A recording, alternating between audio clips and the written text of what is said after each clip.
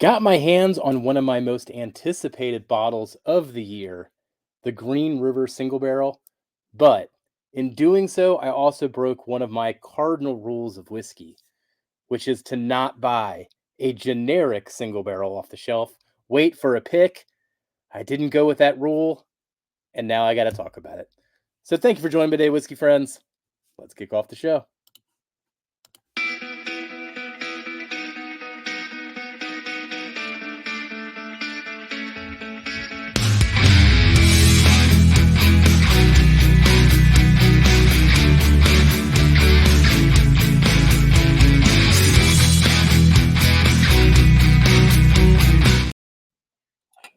All right.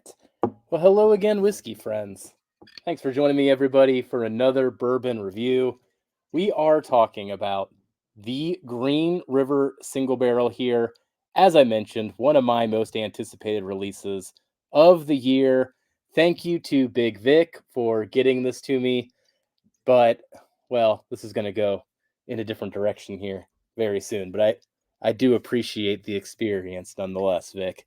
So, with this one, let me pull up the stats. But Green River is starting to release single barrel foolproof whiskeys. This one comes in at 119 proof. It was about $65, so the price is pretty good. It is not age stated, but if I had to guess, I'd go with like 5 to 6 years, something around those ranges. But who knows? It's not age stated. Now, as I mentioned, this is not a pick. This is just a regular single barrel, essentially picked by the barrel manager, the master distiller, whoever is controlling that. And I have had a cardinal rule of whiskey for the last 5 years that really hasn't steered me wrong. But in my mind, there is always a pecking order, and that is that single barrels that don't have anybody picking them, not a group pick, not a store pick, are typically of a lesser quality than store picks and a lesser quality than the group picks. The group picks are typically the ones I elevate the most, especially if I know the picker, which I don't always do at a store. And this is what I get for breaking my own cardinal rule. So let's get into the tasting notes here, then we'll get into the final scores and the final thoughts on this. Cheers, everybody.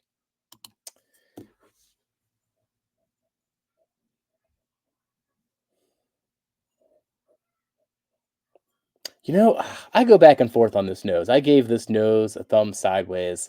I teetered on whether to give it a thumbs up. Behind the scenes, I don't dig the flavors, but it's really got some good depth and complexity to it. So I sit there and I like continually pick it apart, even though I don't necessarily like what I'm picking apart. It's really heavy on spice up front. There's even this like splash of mint that I find interesting. And then the main note that I get from this one is like the chocolate wafer cookies. When you come on the chocolate wafer cookies. That's the main thing I get, which sounds kind of good on its own, I guess, but it just doesn't tie together. There's also some earthiness, and in terms of the fruits that I'm getting on the nose, it's almost like the skin of an apple. So it's just all the flavors are there, and you can sit there and pick it apart and keep naming notes. They're just not cohesive, and I don't enjoy the flavors for being the flavors that they are, if that makes sense. All right, let's get in the palate.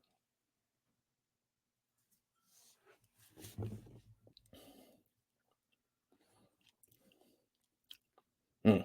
I always hit that spot where I'm like, huh. Uh, on the palate, you know what? It is rich and viscous. That does stand out. That does transition all the way to a decent finish as well. The best part of this whiskey is actually the initial flavor bomb it gives you when you take a sip. Those baking spices come through. There's this mixture of like butterscotch, vanilla, and stewed fruits. That's actually my favorite part. But then later, by the time you get to like mid palate, it kind of transitions.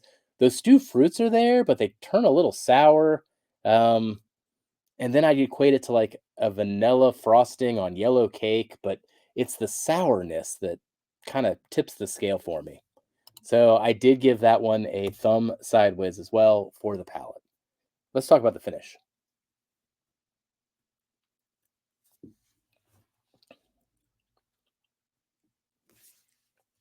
On the finish, all those same notes are there. Uh, Baking spices are still heavy, so there is a good layer of baking spice throughout here. That chocolate comes back a little bit.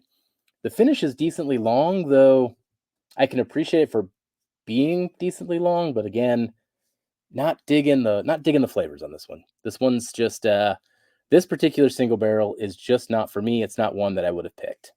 All right, one last sip. See if I get any other thoughts here.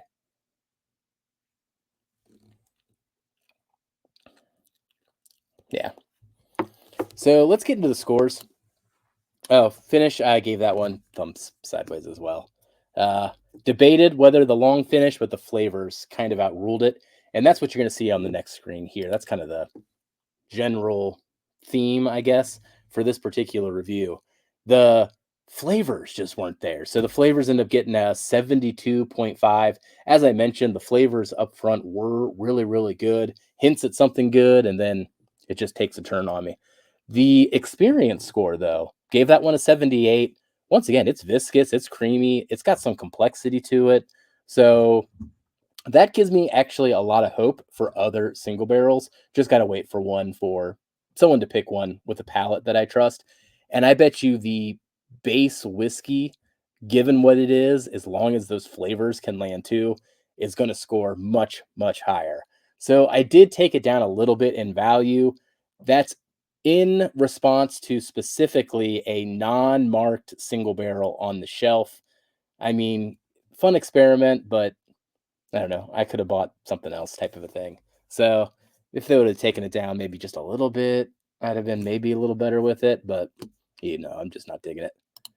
So that brings it to a final score of a 77 for the year. That is the 15th ranking review out of the 20 bottles that I've done so far this year. All-time rank 118 out of 166. So there are other things on the shelf that are not as good, but I'm not going to be returning to this one too often. I'll get some samples, get some second opinions on this one. Maybe this one's just a me thing when it comes to the flavors, because as I said, the experience is there. But going back to the cardinal rule that I said up front, I do think that quite a bit, right or wrong. Some brands don't offer a pick system, so you can't necessarily get a store pick or a group pick of a certain single barrel offering, so you have to go with the barrels that they selected. But a part of me always wonders when it comes to the selection process, if the ones that end up getting released just by the distillery under a single barrel label, were they the ones that just no one picked and they're the ones that just escaped the pick program? Or what is the process behind the scenes there? I'm always curious on that, because it's been a while since I went against my own rule and got a generic single barrel. And now here we are talking about it. So I'll go back to my system, group picks, store picks. If I know the person, even better. And I suggest you live by the same rule. So if you've tried this, let me know what you think of your single barrel. I bet you guys got some good ones out there. And in general, what do you think of this cardinal rule about only getting single barrels that have been picked? Am I right on that one, or are you skeptical of that advice as well? Let me know in the comments. So thank you for joining me today, whiskey friends. I'll catch you on the next whiskey review. Goodbye, everybody. Jeff, just be friends with me. But you have these whiskey friends, and you say hello again. Oh, Jeffrey, you should just be friends with me. But you have these whiskey friends, and you say hello again. Oh, Jeffrey, you should just be friends with me. But you have these whiskey friends.